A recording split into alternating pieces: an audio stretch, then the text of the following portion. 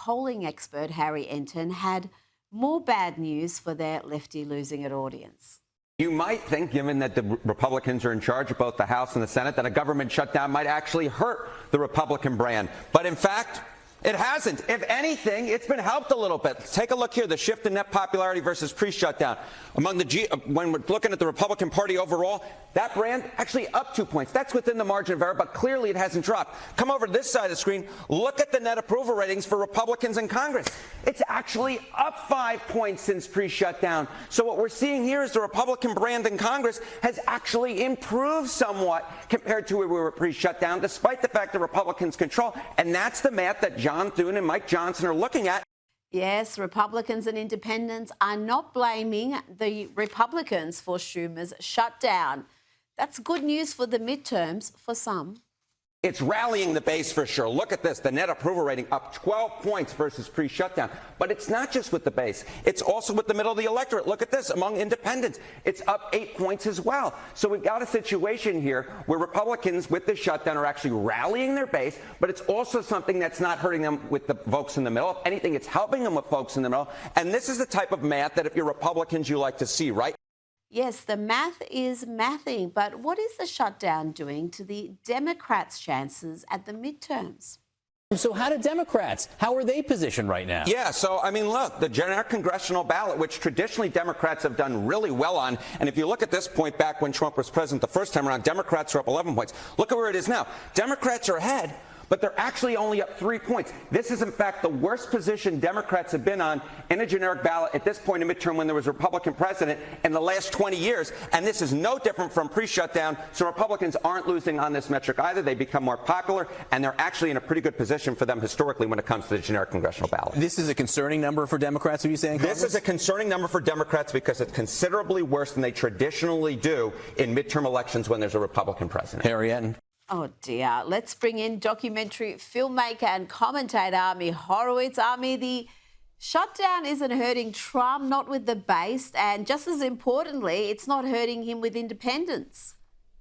No, it's not. In fact, the Democratic brand is so low that they're actually bucking history. Historically, the government in charge is always blamed for the shutdown, but that's not the case here.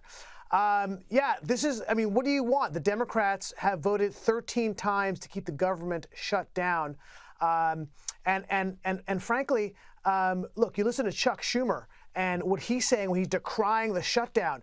What does he point to as a problem? He points to Trump helping out Milei in Argentina. Really, that's a problem?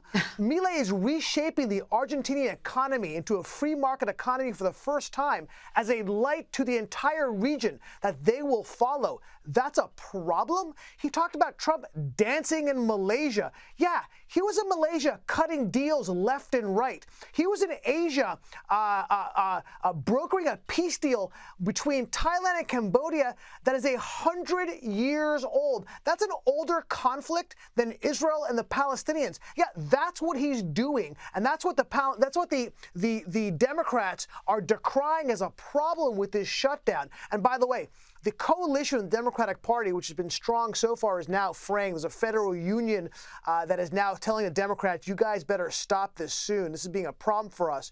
And at the end of the next week, 41 million people will stop receiving food SNAP benefits, which is food stamp benefits. By the way, 41 million people on food stamps, that in of itself is a massive problem. That's where we stand right now, Rita. Yeah. Yeah, that is a problem. I think that's something that deserves a national discussion. I mean, there's something very sick in the country when you've got that many people dependent on food stamps to feed their families. Now, let's go to your beloved New York, where leftist rabbis are campaigning for Zohran Mamdani. Yes, they are. Hi, Rabbi. Hi, Rabbi. Hi, Rabbi. Hi, Rabbi. Hi, Rabbi. Hi. We're among the thousands of Jewish New Yorkers who've been out door knocking and phone banking to elect Zohran Mamdani. We're also rabbis. We know Zohran will fight to make our city affordable and safe for our families. And for our neighbors of all faiths and backgrounds. As Jews, as rabbis, as New Yorkers, we believe that all people deserve to thrive. Zohran agrees. Ah, dear me. Zoran agrees. What percentage of the Jewish community do you think is backing Zoran Mamdani? He's made some radical comments, and these radical comments aren't ancient history. They're very, very recent indeed. Hi, Rabbi. I mean, Rita, you're more of a rabbi than they are. One of them literally said they don't believe in God, okay? Okay. Yeah. What rabbinical school did they go to exactly? That was so cringy. That was for the first time I saw it, I thought it was a Saturday Night Live skit, but I knew Saturday Night Live wouldn't do an anti-Mamdani video, so it couldn't be that. It had to be real. Yeah, look, I'm ashamed to say that if you look at the last 3 polls, 33%, on average, 33% of Jews in New York will vote for Mamdani. That is completely and utterly shameful. Maybe even more shameful is that when you're listening to this video and they go through all the reasons why they're supporting Mamdani, they didn't mention a single Jewish issue, right? This is, and by the way, that 33% is driven by mostly, like you saw in that video, young women, as I call the Yenta class. But I feel like if you're going to be Jewish, say you're supporting Mamdani, maybe bring up some Jewish issues. I don't know. Why don't you bring up an issue that Mamdani literally said that while the boot of the NYPD is on your neck, it's laced by the IDF. Yeah, when you go as a Jew, whenever I hear that, I go, oh, whatever I hear next is going to be horrible and terrible, and that's a perfect example of what we're talking about.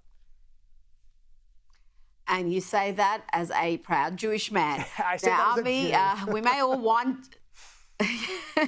We may all wonder how someone like Zoran can be so popular, about to become mayor of New York City.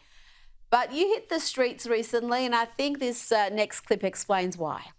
Jails are so racist. They're so racist. Is it racist for a judge to say, hey, you have a history of violent crime, Yes. and to keep them because of that reason? Yes. Your criminal history should not play any role whatsoever. Is I that don't fair? think so, no. And I don't know if I know anyone who's never committed crime.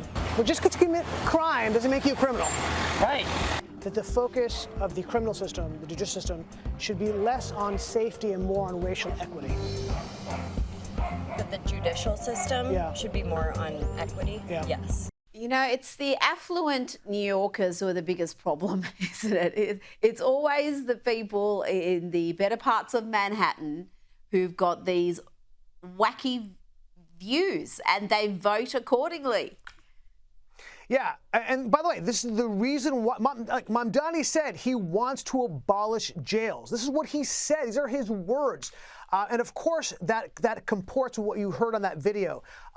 Judicial system is racist. The judicial system is out to get black people. Well, this is why when Mamdani ran against Cuomo for the Democratic nomination, he couldn't win the black and Hispanic vote because they understand the ramifications of those statements. I mean, the other part of that video was after you watch these crazy leftists talk about destroying and upending the judicial system, I went to Harlem. Actually, the best part is I asked this one person, I go, if I went to Harlem, would they agree with you? And he goes, of course they would. So then I went to Harlem. I was there for hours. Not a single person there said that it's racist. Not a single person there said we should abolish jails. They specifically said that these kind of policies, which makes our city, our neighborhoods more unsafe, they're on the tip of the sword when it comes to radicalization of changing of judicial and policing in the city. They're the ones who feel it more than I do in the affluent Upper West Side of New York. That's why he can't win the black and Hispanic vote. He doesn't get it. He's so far removed from reality.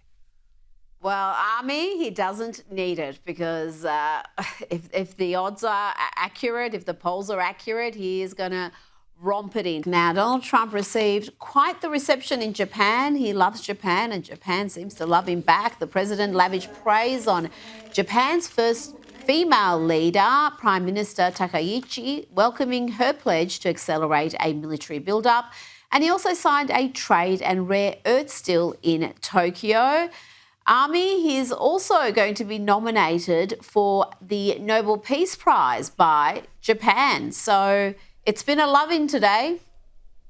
Yeah, he sure loves that when leaders say they're going to nominate him for the Nobel Peace Prize. That's his jam. They were late for the press conference. It was so cute because they were both watching the World Series. Hey, Shohei, let's go Dodgers. Look, yeah, this is great. This is again, this is Trump at his best. The new prime minister is an accolade of the former prime minister who loved Donald Trump. He had a great relationship with him in his first administration before he was tragically killed. And this is a continuation, I think, of that relationship with that 4-year hiatus in between with Joe Biden. And I think what you see is you see him in action, right? So first of all, I think what hasn't been said by a lot of people is that historically Japan has really spent very little to nothing on defense, kind of an outgrowth of their warlike ways in World War II. But they've been spending 1% of their GDP on national defense. Well, he's going to get them to move that number up to 5%. That is game-changing. That is NATO-level spending. And that is exactly what they need to do to counterbalance China's predations. And like you mentioned before, he has been laser-focused on the mineral rights deals around the world, including with Japan and other nations in Europe, to create this iron chokehold around China, the entire periphery on China. He is setting them up to make sure that China is not going to make its influence known in that region and in the world. And he got this reception, and you mentioned the history there, the reception very different to what Joe Biden got not too long ago.